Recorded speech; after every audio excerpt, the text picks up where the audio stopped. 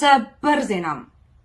ካብ ዕለት ሸውዓተ ሰነ 2013 ዓመተ ምህረት ጀሚሩ ክሳብ ዛሎም ዕለት ሰራዊት ትግራይ ዘመዝግቦ ዘሎ በርቃው መጥቃዕትታት አመልኪቶም ሓበሬታታት ክቡና ወተሃደራዊ ወሃብ ቃል ሰራዊት ትግራይ ተጋድላይ ገብረ ጻድቃን ኣብ ቀጥታ ናይ ስልኪ መስመር ስለዘለው ብቀጥታ ናብኦም ከስግረኩም እየ ፈላይ ካብ ዕለት ሸውዓተ ሰነ 2013 ጀሚሩ መቐፀልታ ህዝቢ ትግራይ ናይ ምስናት ዝኾነ ዝጀመሮ ወራር ኣብ ከባቢ ጉያ ነዊ ከባቢ ኣግበ ትርከብ መንወ ዝተባህለ ፍሉይ ቦታ ጀግና ሰራዊት ትግራይ ፈለማ ዕውት ናይ ምክልኻል ውግኣት እንዳገበረ ድሕሪ ምጽናሕ ካብ ሎሚ ዕለት 11/10/2013 ወጋሕታ ጀሚሩ ድማ ብሽምት ውሩይ ጅግና ትግራዋይ ኣፍሪካዊ ጀነራል ኣሉላ ኣባነጋ ዝተሰየመ ወፍሪ መጠነ ሰፊሕ ፀረ መጥቃዕቲ የካይድ ኣሎ። ወፍሪ ኣሉላ ኣባነጋ ካብ ኣልዓሳ ሃገረ ሰላም ዓብዪ ዓዲ ኣግበ ክሳብ የጨላ ኣብ ልዕሊ 100 ኪሎ ሜትር ዝተዘርገ ሓይሊ ጸላኢ ሓየር ሰራዊትና በርቃዊ መጥቃዕቲ የካይድ ኣሎ። እቲ መጥቃዕቲ ሕዚ እውን ብዝለዓለ ሕራንን ጀግንነት ሰራዊትናን ይቕፅል ኣሎ። ናይዚ ዝርዝር ምዕባለታት እንዳተኸታተልና ክነፍልጥ ምዃንና እንትንገልጽ ብዝምዝገብ ዘሎ ዓወታት ንመላእ ህዝብናን ፈተውትናን ሓየር ሰራዊትናን እንኳዕ ደስ በለካ ንብል ትግራይ ትስዕር ሃልዋትናን ድሕንነትናን ብቕልጽና ጽቡቕ የቐኒልና ተጋድላይ ገብረ ጻድቃን ግን ኣብኣ እንከለው ከምልሱለይ ዝደሊ ሓንቲ ሕቶላ እዚ ወፍሪ እዚ ብጅግና ኣፍሪካዊ ጀነራል ኣሉላ ኣባነጋ ንምንታይ ከም ዝተሰየመ ተተብርሁልና ደስ ምበለኒ። እቲ ወፍሪ ብሽምቲ ጅግና ኣፍሪካዊ ጀነራል ኣሉላ ኣባነጋ ዝተሰየመሉ ምክንያት ሓደ እቲ ውግእ ጀግና ሰራዊት ትግራይ ፀረ መጥቃዕቲ ዝጀመረሉ መንወ ዝተባህለ ትውልድ ዓዲ ስፍራ ናይ ጀግና ትግራዋይ ኣሉላ ኣባነጋ ምዃኑ እቶም ኩላትና ንምክሐሎም መላእ ኣፍሪካውን ዓለምን ዝፈልጦ ጀግና ኣሉላ ኣባነጋ ፀረ ባዕዳዊ ውግኣት ኣብ ዝነበሩ ውግኣት ብዝለዓለ ጀግንነት ን13 ግዜ ምስ ባዕዳውያን ወራራት ተዋጊኡ ብዘይገለ ስዕረት ብዝለዓለ ጀግንነት ኩሎም ውግኣት ብዓወት ዝተዋፅአ ፍሉጥ ኣፍሪካዊ ጀነራል ምንባሩ ኩላህና ተጋሩ ጥራሕ ዘይኮነስ ኣፍሪካን መላእ ዓለምን ዝምክሐሉ ብውግእ ጥበቡ ብጀግንነቱ ትግራይ ኣይትንካእን ብዝብል ሕራን ዝፍለጥ ብምንባሩ ካልኣይ ድማ ትሕዚ ዘሎ ሓድሽ ወለደን ነባር ተጋዳላይ ትግራይና ኣይትድፈርን ትግራይና ተፅንቱ ንዝመፁ ፀላእቲ ብምሉኦም ከከም ኣመፃፅኦም ብዝለዓለ ጀግንነት ይዋጋእ ዘሎ ሓየት ሰራዊትና ሰራዊት ትግራይ እዚ ሓድሽ ወለዶ እውን ከምቶም መያታቱ ኣብ መሓጎታቱ ብዝለዓለ ጀግንነት ኣብቲ መጀመርያ ፀረ መጥቃዕቲ ዝጀመረሉ መንወ ዝሰሙን እዚ ኣብኡ ዝነበረ ሓይሊ ፀላኢ ብዘይ ምንም ወረሰዳዲ ሙሉእ ብሙሉእ ስለ ዝደምሰሶ እዚኦም ኩሎም ኣብ ግምት ብምእታው ራእሲ ኣሉላ ብዝለዓለ ጀግንነቶምን ፀረ ባዕዲ መኸተኦምን ዝፍለጡ ኣፍሪካዊ ናይ መጀመርያ ጀነራል ብምንባሮም ነዚ ብግምት ኣትዩ ነቶም ብሓጎና ጀግና ትግራዋይ ራእሲ ኣሉላ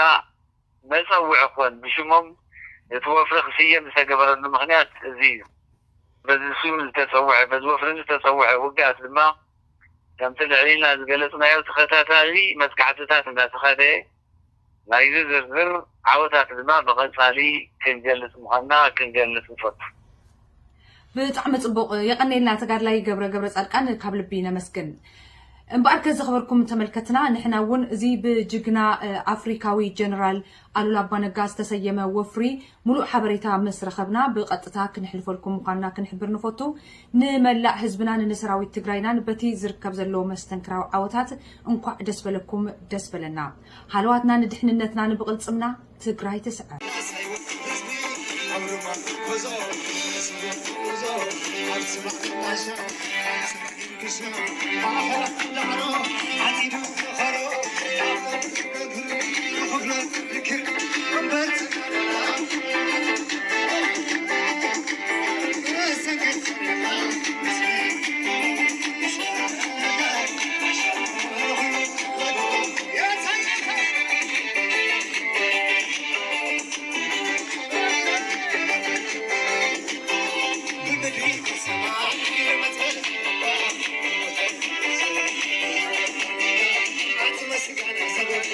Thank you.